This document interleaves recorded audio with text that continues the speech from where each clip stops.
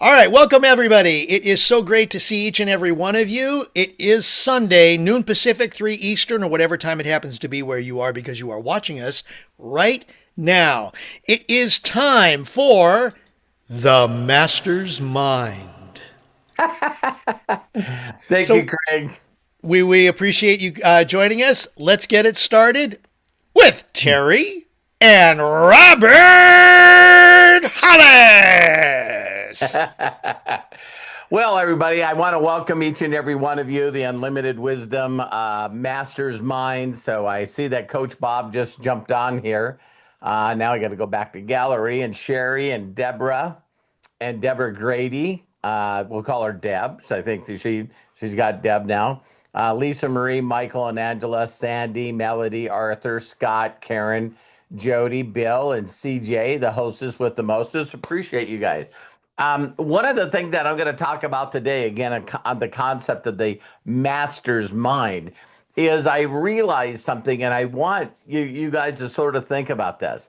So, and Craig, he did such a great job. I don't know if you guys seen it, but he did a video where I was talking about, I read this book and I cried and I bawled my eyes out, right? And here's something that I want you guys all to get. When you know that you're a miracle and you proclaim your uniqueness, right? So now think of this. When you do that, then your relationship with whoever you believe that you are, your delusion, whatever you want to call it, it needs to be constantly worked on to make it more unique. So one of the things I thought of, because I know there's all kinds of different beliefs and there's, people that think different ways. And you know what it's all really about? It's all about stories. Everything is about stories. And so if you watch a movie or you read a book and you're watching a story, there's some parts of it that resonate with us, and then there's other parts that do not resonate with us. Can I get an amen or an amen? So you guys have heard me since we started this. It just all comes about where, what are you doing? Are you creating your story? So your basically number one focus again is always about sharing your story with other people. Or are you just always the person that's against everybody else's story? So now, one of the things that I see in talking about religion, right, is that there's people that you can tell where their mind is because if you said, listen, are you a believer? And they immediately go, no, who would believe in that stupid stuff? And then what they do is they pick out a couple of the stories that people talk about, and they do their very best to disprove that part of the story. You guys hear what I'm saying? And it's like, instead of saying, well, I don't believe in the Noah and the ark thing, and I don't believe in, raising people and doing miracles. No, well, forget about that. Why don't you tell me your story? See, because the ability of telling your story with your enthusiasm and excitement, lit up, full of passion, is how you can either get people enrolled in your story or someone else is enrolling you in their story. Isn't that just as simple as it is? So I brought this up a lot with everyone that's close to me, and you guys are close to me.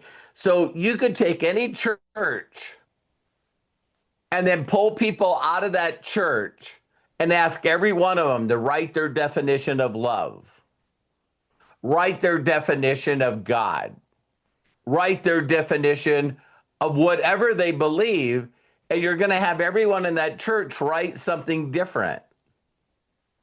So I'm going to tell you guys that I believe that there's two groups of people out there. One group of people that are focused on creating their story. the new version of their news story. So when you hear about people that seem to be excited, and how many of you guys know people that it's like every time you talk to them, and this, I'll just use something that we're all familiar with, right? Hi, doctor, and hi, Charlie. Thank you for coming on here. So one of the things is let's say that you just know a person that is always going from company to company to company to company, or they're going from trainer to trainer to trainer to trainer, or they're going from book to book to book, course to course to course to course. Does any of you guys know some people like that? But you know what's very unique about them? Is that's their story. So as they hear about a new company, they're now with their best enthusiasm and excitement is sharing that story. And then you hear them talk again, and they're talking about another company or another product. See, this is someone, in my opinion, that is still using their words out of their mouth with their enthusiasm and excitement and belief, trying to get you to enroll in their story. Have you guys ever looked at this as that simple? Because if you're talking to someone, whether or not they believe in something bigger than them, it's their lack of ability to actually express what they think that is. So then what they do is they listen to other people express in their story what they believe that is, and they just go, nah, I ain't buying that.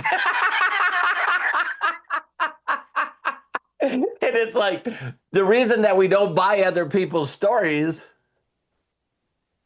is we shouldn't. Wow. So I know some people that, my wife included, and Arthur and other people that, if you ask them what they believe in, it's like they don't have to express it to you. But then if you tell them what your story is and what your belief is, they're going to shut you down. Do you guys understand what I'm saying here? So the people that don't believe in what other people's stories are, then the only thing that they can do is they got to express through what they believe the story is. So me, it's really unique now because when people ask me, what do I believe? I go, listen, it's really more important what you believe. What do you believe? Because when people are telling their story, or people are trying to express a story, then it's our ability to sort of like listen to and then go, that ain't rocking for me. So let me tell you my personal thoughts on this. Is I'm a seeker. Oh my Lord, am I a seeker? I will never, ever, ever stop, like it says in Science of Getting Rich, to do my very, very best, because my gift to God or the world, what I believe, is to constantly be the best version of myself. That's what I want to be. And it's really, really hard to find people that want to better themselves. When you're dealing in personal development, when you're dealing in anything that has to do with people changing their awareness, making their self better, again, you'll notice that they're more interested in just disproving other people. If you ask them what they are, or what's your belief? You know why most people won't be bold with their story? Because they don't believe in their story. Because they're worried about whether other people will think of them. That's when you know that a person doesn't love themselves. They don't look at themselves unique. Because if you proclaim your uniqueness, then you would immediately know that no one else's story is like yours. Nobody's. So now we got this group of people that are out there going, hey, Arthur, let me tell you what to believe. And it's like, no, thank you. Why is it my goal to actually get Arthur or anybody else to think like I think? Don't you think this is pretty hilarious? So when I always say to people, sort through people, speak to those that have ears to hear. The only people that want to hear your current story are people that are interested. So when I say speak to those that have ears to hear, all I'm doing is something simple just to see if they're interested. So a lot of you know me because I'm going to switch gears here. I understand how to build large groups of people, very large groups of people, very quickly. And how I get them to imagine a better future for them and their family is to get them imagining what would it be like to make tens of thousands of dollars off the other efforts of other people. So I had someone that was documented that shared with me that that's how I can find interested people. So do you see how weird it is for me when I talk to other people and they tell me about the story of the owners, or they'll tell me about the comp plan, or they'll tell me about the product that they're so excited about, because we're not even in the same industry. See, they're in sales and I'm in group building. Are you guys following me? So there's a lot of people that I run into and I go, why are you with this product company? Oh my God, their product is blah, blah, blah, blah, blah, blah, blah. And they'll just throw up all over you. And their savings and blah, blah, blah, blah, blah, blah, blah, blah, blah. So they get excited about their story, but they can't get me excited because I can tell by their story that it's not the uniqueness of me and my story. Why would that be so different than talking about your spiritual belief or religion? It shouldn't be. Because if I sit down with a non-believer, an agnostic, or an atheist, and instead of trying to convince them about things that happened to me and my story, they're like, why are you so concerned? Why are you so interested? But if I turned around and asked them to explain to me their belief, not their non-belief. Are you guys following me? It's like, no, Arthur, don't tell me why you don't believe in this stuff. Tell me what you believe. And here's the thing. It doesn't make a difference if they're agnostic, atheist, they don't believe in anything, or they're very religious in a different belief. Their story is going to sound the same to me because it's not my story. Why are all of us being so unique, trying to convince everybody else that their story is wrong? Hey, does this go into religion? Yeah. Does this go into politics? You can find two people that are on the same side, and what does everyone say? Well, the party's divided.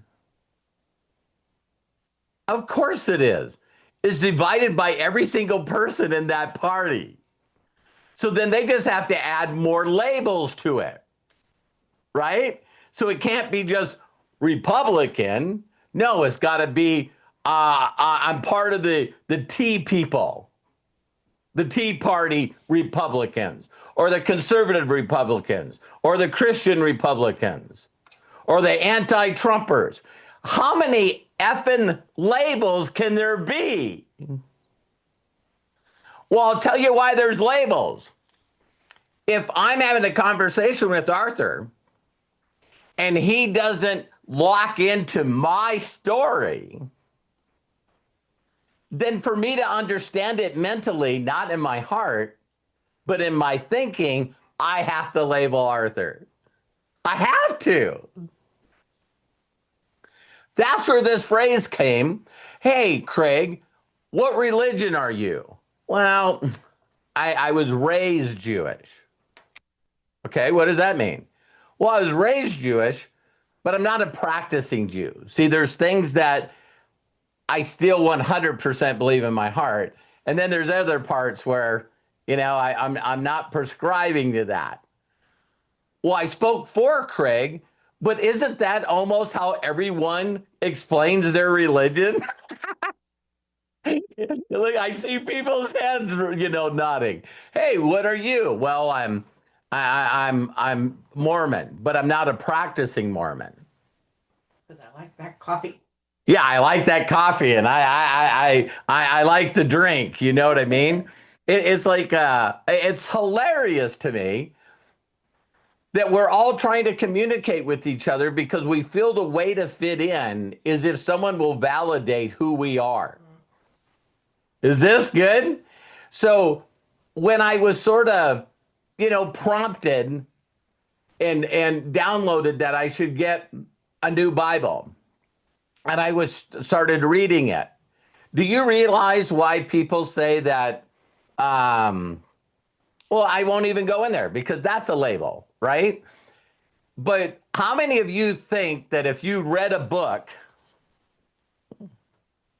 all right, how many of you experience the life changes that I did because of this book? Is there any one of you that read this book? See, the one thing that we don't talk about, the greatest miracle in the world, Sandy. Okay, now because I said that this book changed my life, and it did, does that mean that it'll change your life? No. And here's what's so funny. If you looked at all the successful people on the planet, all the successful people, and you say, what are your favorite book? What is your most favorite book? I'll tell you what I believe every one of them is saying. When they tell you what their favorite book is that made the biggest difference on them, they didn't realize that they made the decision to change their life before they got the book. That's just my opinion. So they said, I'm not living like this anymore. I'm done living like this. I need to change my life, and I need to do it now. The next motivational speaker, the next inspirational speaker, the next pastor, the next book is the one that seems to do it because they made the decision before they read the book. Can you guys, does this make sense to all of you?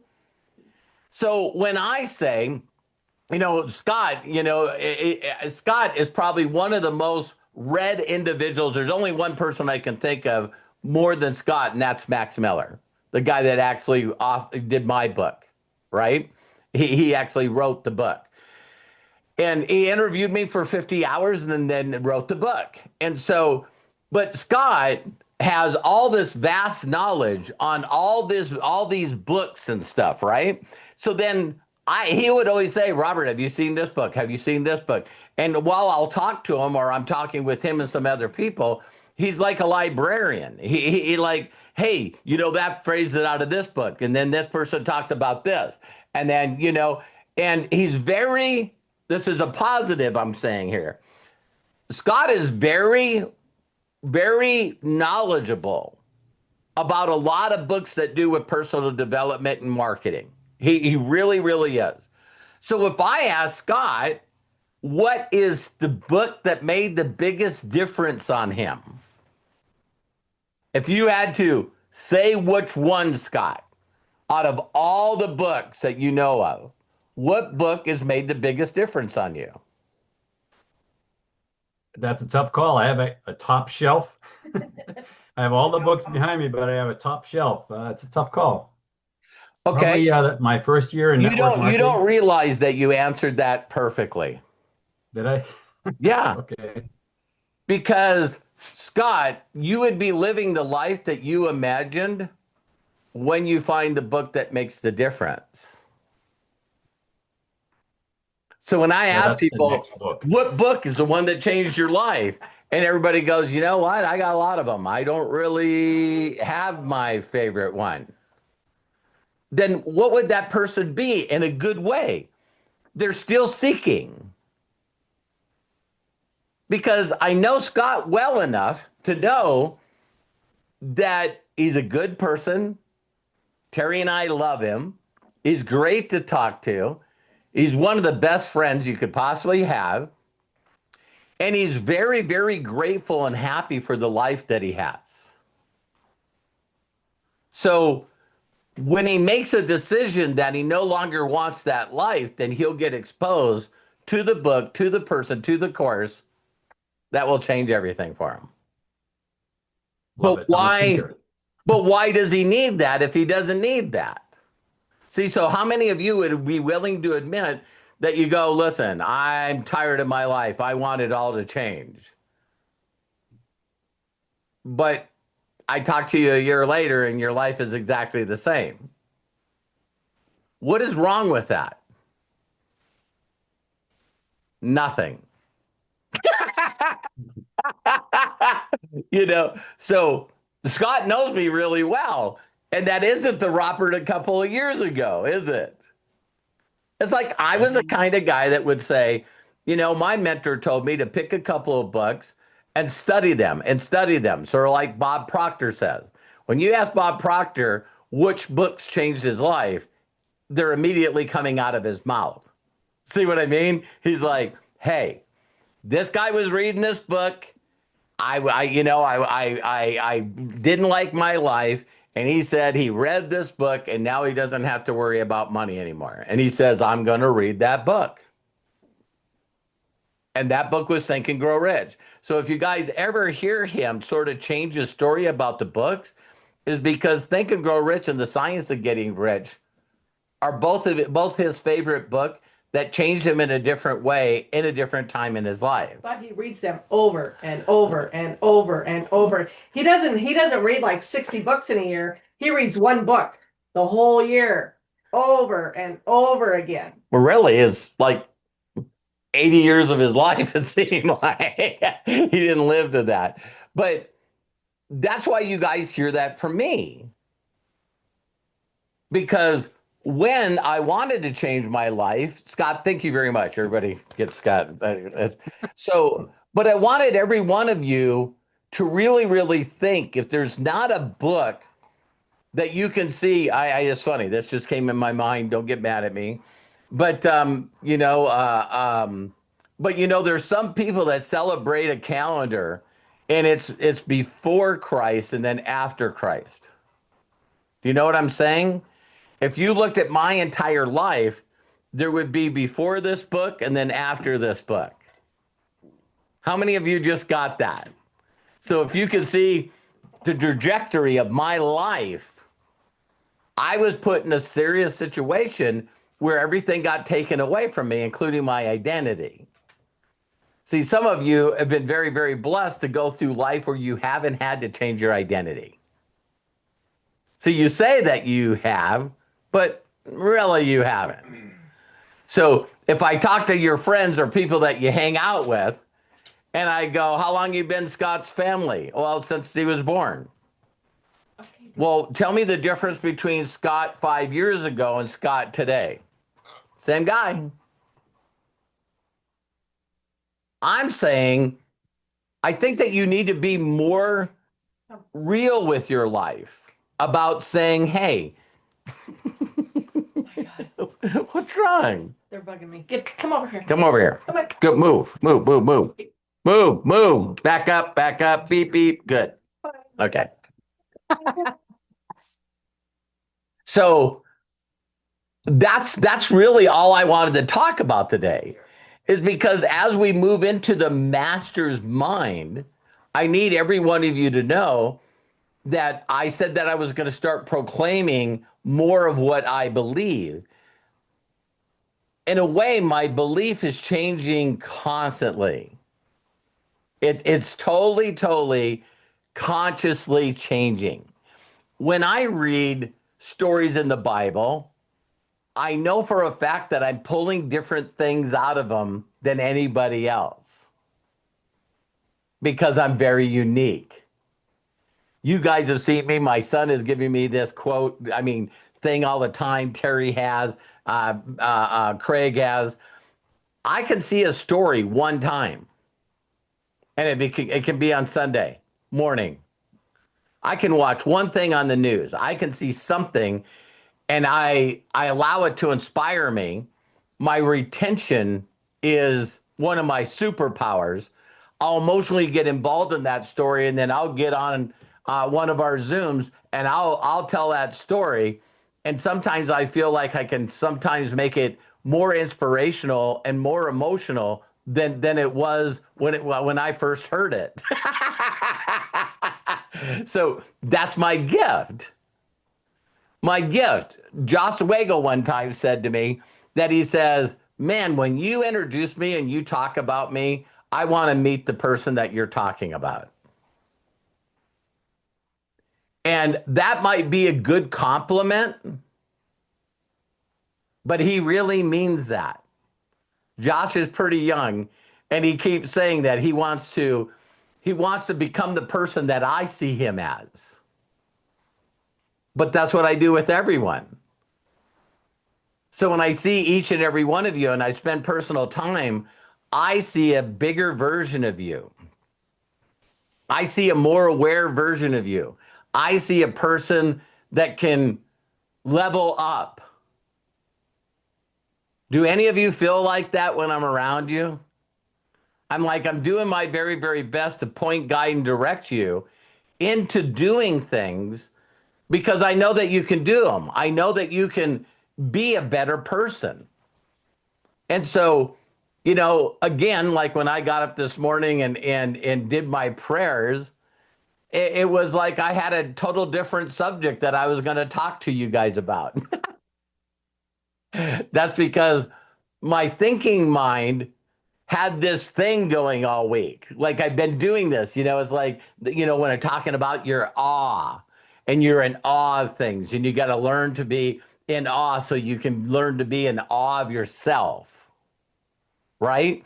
Well, one of the things I know is that if you keep challenging yourself to do things that you've never done before, you got to be a different person to make those things happen. And so the only thing that I want to talk about in this week is that I told you guys that that I was going to do a TikTok live. All right. And so I went to do the TikTok live and I watched a number of videos, and I'm not at a place where I can do a TikTok live. But I confessed it. And I told my wife about it. And she said, where would it be? And I said, come over and sit by me. And I grabbed her phone and her TikTok, and all the buttons that I was looking for are available on her phone. Hell yeah. So I said that I was going to do a TikTok live. So I pressed live with me and her next to each other, and we did a TikTok live. Did I pull off what I said I was going to do? I did.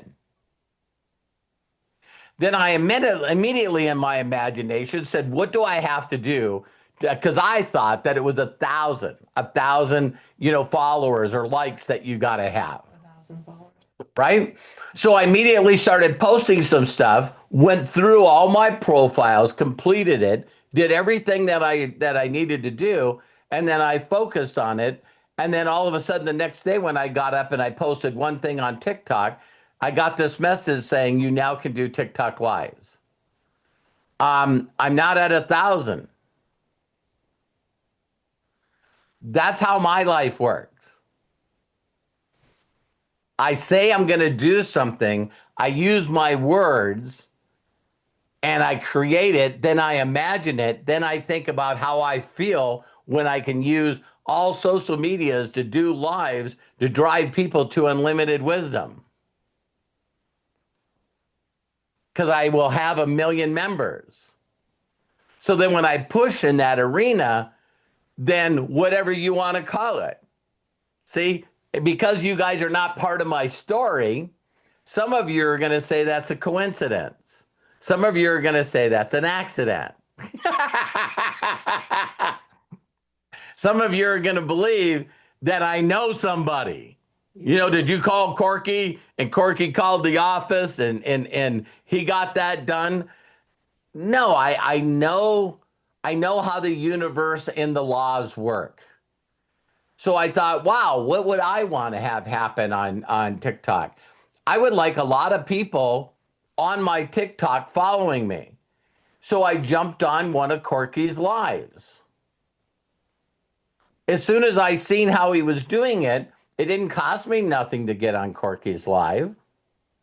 So then when I got on there, he asked everyone, hey, would you guys do me a huge favor? Just everyone just go crazy and click on the hearts.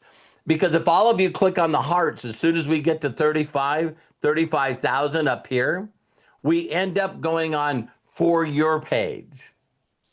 You know what I mean? So then everyone that's on live on TikTok, it will show up that I'm live. And then that really, and I'm going, I'm there to help Corky. So now I'm like posted on the heart, man. I'm going crazy. And everybody else is. And then all of a sudden I see this, this heart thing come up. And Corky said, thank you for the heart. And it said, whatever. And then up on top of the leaderboard, there was this person that had 17 and another person had 14. So then what I did is I tried to click on it and it said, you don't have any tokens. So then what I did is I clicked on the tokens and I put my credit card and bought some tokens. And now I'm out giving people, throwing pyramid at him, and I threw a dinosaur at him, a watermelon at him. But, other people were sitting at 21.17, and it didn't take me long to have 17,000 there. And then I got it. He just goes live, and he basically makes people feel better for being on his lives, and then he very simply asks them to do things. They don't have to. Now, for some of you that are churchgoers or were churchgoers, this might be similar to during part of the sermon where they pass around this bucket. All right? So they passed a thing. The nice golden bowl. Nice golden bowl. With the hands on it, and it's all sudden. Well, now they do it with the soft. So you can't be like Terry and just take money out of them. Put a 5 in, I take ones out. I'm just kidding. I don't do that. I don't go to church. So. We're just joking. But you went to church at one time. I did. And did you ever put your own money in the offering? Yeah. That was your story then. Yeah. Then. See what I mean? It's like, I just find it very funny that, let me just say it in a nicer way.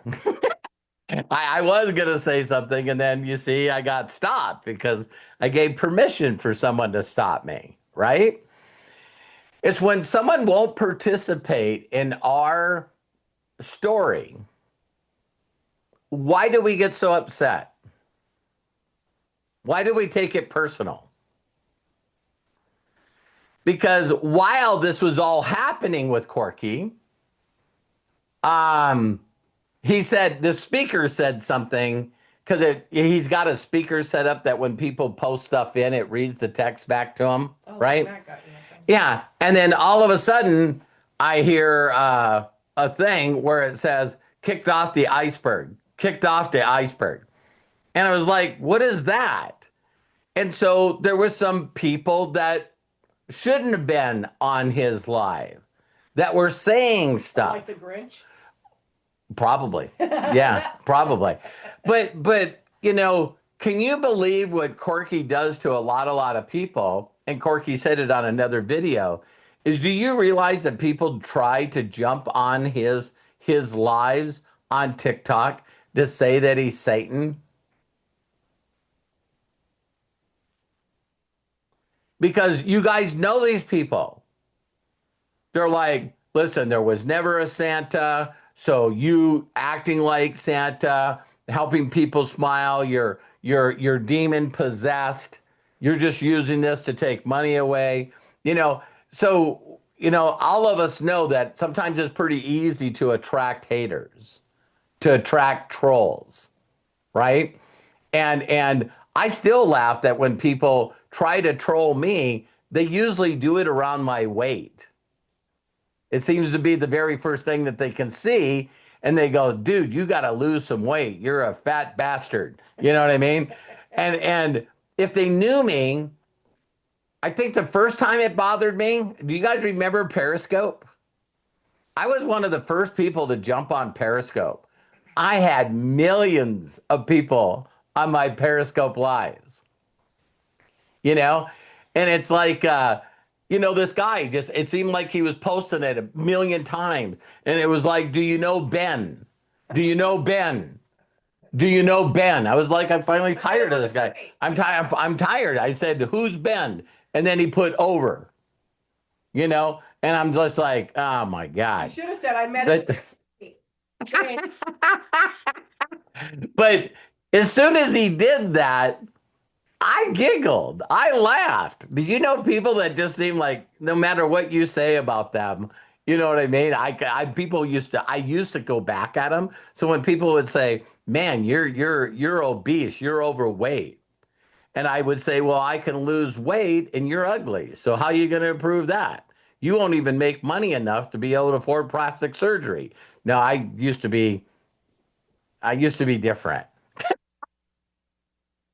I was like, the only thing that's fat about me is my wallet. You know what I mean? So it's again, you got to go from places and then go up. So I know I got off track a little bit, but my point with each and every one of you is, how can your story be better? How can your story be better? And so me, just personally, I know that I can renew my mind. I know I can change the way I feel and think about things because I've done it my whole entire life. So as we move into more of Master's Minds, the more I push into what I think you should do when I pray and ask, this is what I ask. I say, give me the words to say to those that have ears to hear. Those words to you guys are lean into the miracle and the uniqueness that you are. You got to work on yourself, and you got to spend time with yourself, because some of you are not happy in life. You're not fulfilled in life. You're not making the money enough to have true freedom in your life. And it's all because of what you think about yourself. It's the BS story that you tell about yourself. Arthur, me and Arthur sometimes will go around and I'll just say to him, you got to stop telling me you're busy, dude. It's like you really got that ingrained in yourself. Stop telling me you're busy. Because if you're busy, your mind says, okay, so now you need to do this. I don't have time to do that. I don't have time to do that. So we have to change the words that we say, because at one time I said, and some of you heard me say this, I was going to achieve what I wanted to in life and help other people. The way to greatness is the service of many. But I tell people all the time that I'm going to do that without using my phone.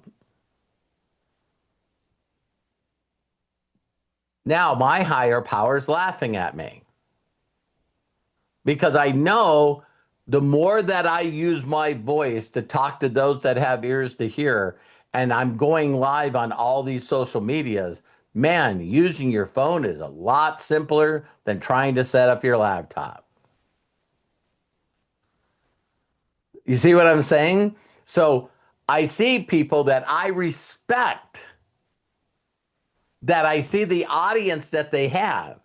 If a multi-billionaire, Mr. Beast, can do videos on his phone, I need to change my story. Are you guys hearing me? It's like, I'm going to do it. I'm going to do it. So then all of a sudden I go on all the YouTube channels. And as soon as I go on the YouTube channels, it's like, well, if if you're using a newer laptop from Apple, then you got to use this software, and then you got to use this software before you can do a live on TikTok. It's like every once in a while when I want to dive into doing things, it makes sense to me that most applications would, just do the stuff for the majority of the people that are still using Windows. See, if I think about my own mind, right? If I think about my own mind and I was coming out with an app that I wanted everyone to use, would I focus on Apple and Macs and iPhones and laptops for Apple? Or would I focus on Android and Microsoft? I just think that I would get more customers faster if I focused on getting the Android Microsoft group. Does that make sense to you guys? So I used to always get like, well, as soon as they come out with it for Apple. No. I need more ears to hear my voice. I know that I can inspire them. I know that I can encourage them. I know that I can give them hope. And they're just not going to find unlimited wisdom unless I'm telling the world about it. So I'm going to lead by example. All right. And one other thing is when I first started deciding to tell the world about my enthusiasm and excitement on how they could change their life, basically from this book and then the science of getting rich. If you don't feel like you're the light yet, because you're still working on you, see, some of you might really resonate with this if you're watching this recorded or live. If you're not going on social media, telling people that you can help them because your light is just not there, it's not there yet, then the best way to be able to get the light to people is to be a mirror and reflect it. And again, take a magnifying glass and use the source and then focus in on edifying and promoting someone that does give them light.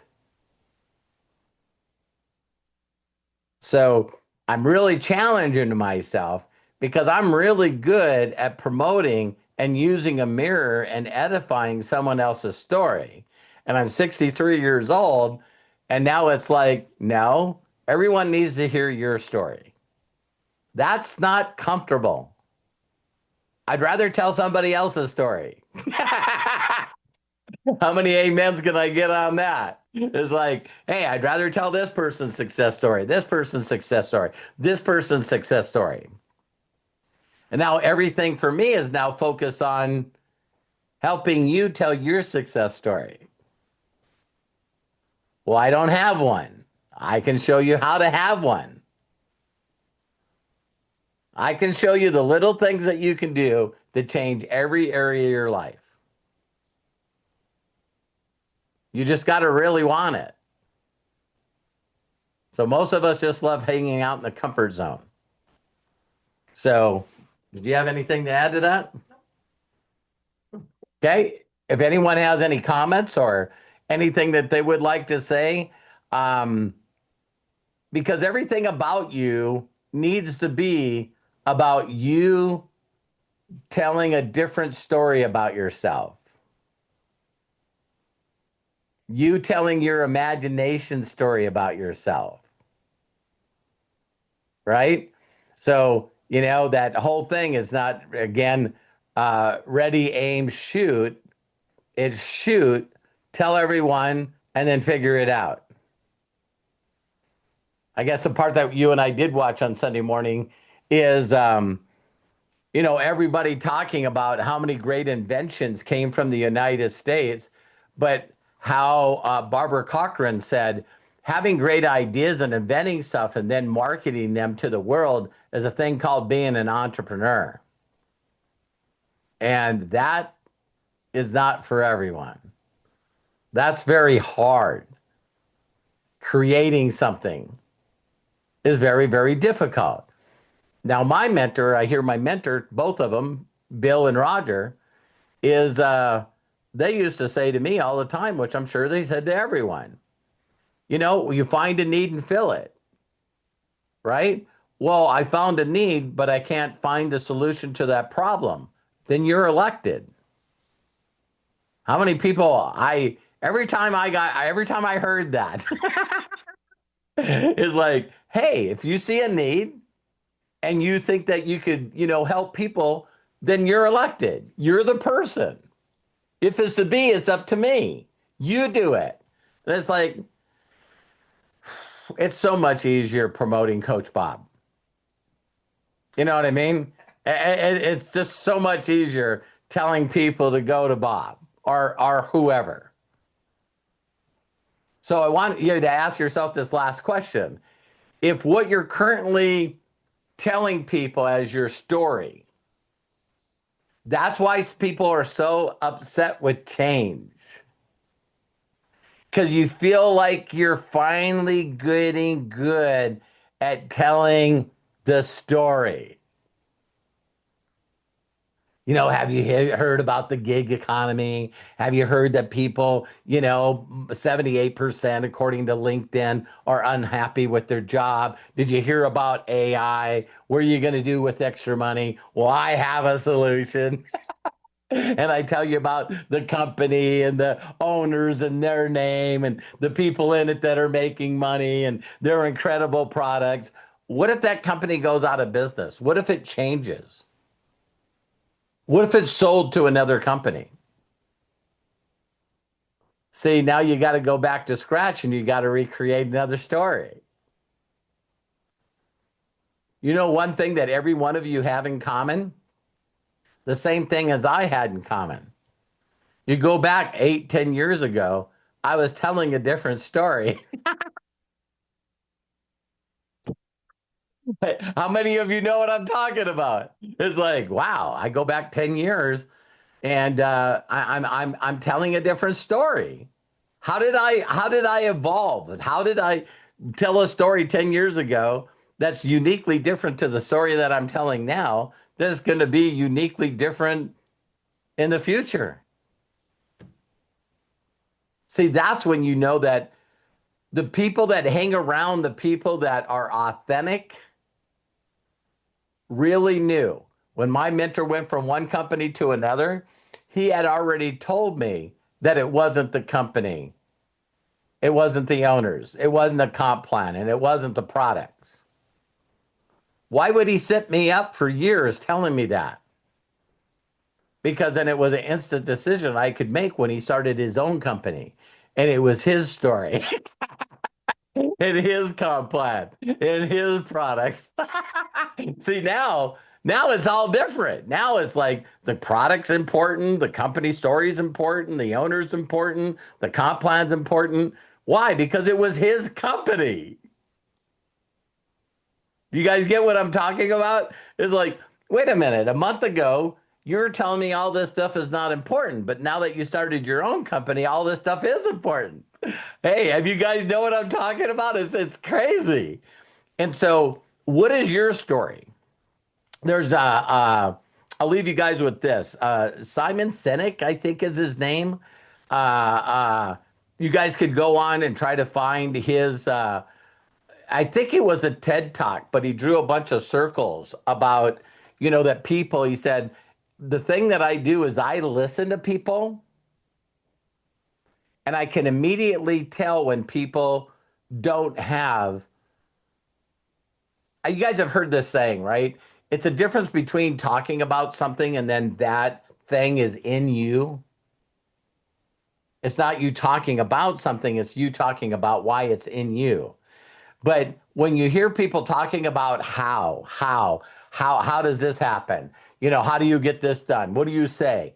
You know, so it's how and what and when. It's all these different things. But the people that succeed in life and are happy in life is when they tell you why they're doing it. This is why I am doing this.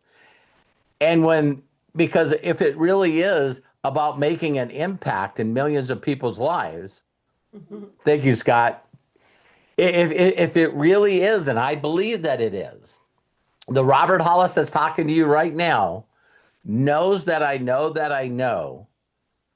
that my last years on this planet have to do with me helping other people love themselves,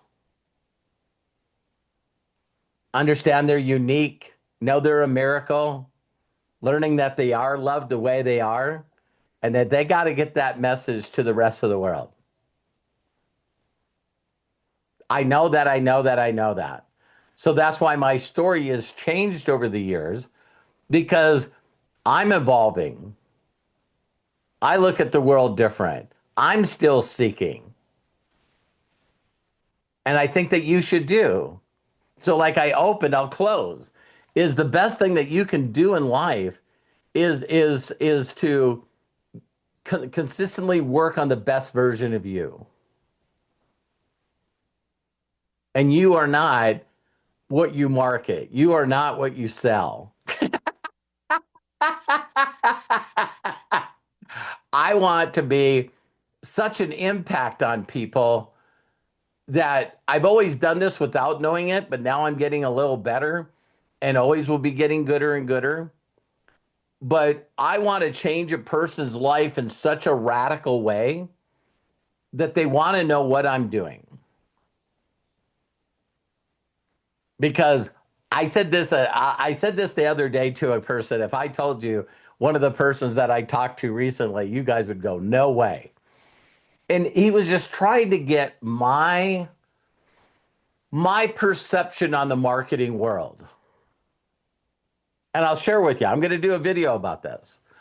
So if you guys know about academics and your goal was to be a PhD, do you guys know that the way you become a PhD is you write a thesis?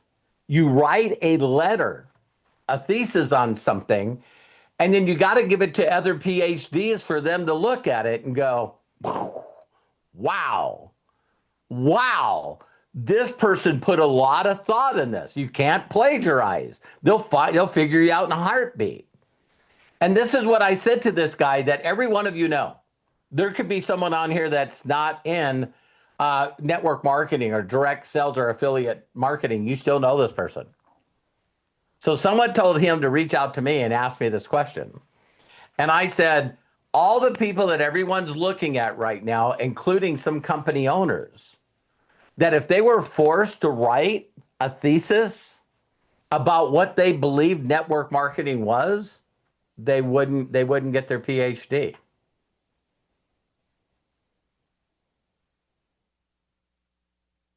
Because how this industry started with Rich Snackenberger that taught a guy named Earl Schulf that ended up teaching Jim Rohn, that taught, Larry Thompson and Larry Huff, that taught my mentor and Jeff Roberti. There's a lineage that you can see, just like, hey, so-and-so helped me with martial arts. But if I said, oh, the guy that I learned from Bruce Lee, does it just have a little bit of more street cred? It's like, oh, I know that name. Well, if that person really came from that lineage, they're going to do things different. So there's two guys, Rich and Jay, that got involved in this company that Rich Snackenberger started, and they became the #1 rep for 10 years in a row. 10 years in a row. This is in the 50s and the 60s. And then they decided to start their own company called American Way, now known as Amway. If you ever heard one of those guys talk about this industry, every one of you would now know that you're not a network marketer. You're not. Because all their pitch is how could we help America be better? Well, they're not getting paid what they're supposed to be paid. So, Deborah, if I could show you how to make a little extra money, and then that could turn into more money, and that could turn into more money so you could quit your job.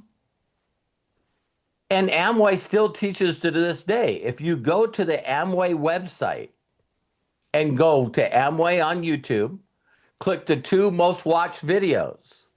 The videos are under a minute each.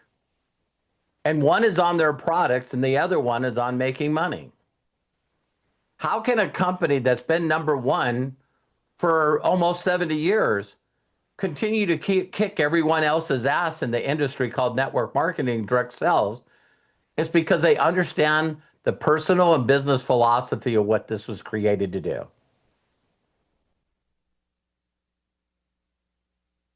And if I ask people, well, why don't you join Amway? Well, I'm not, because their products are too expensive and they don't pay out enough money. Oh, that's just the same way that every other company has taken your money and they're still not here. You take the 2 main pillars, you go on Amway's website, and you go into frequently asked questions. One of the first questions is, why is Amway's product so expensive? And they says, because they're premium quality products. End of story. So Amway knows that this is a people business. Just like Costco knows this is a people business.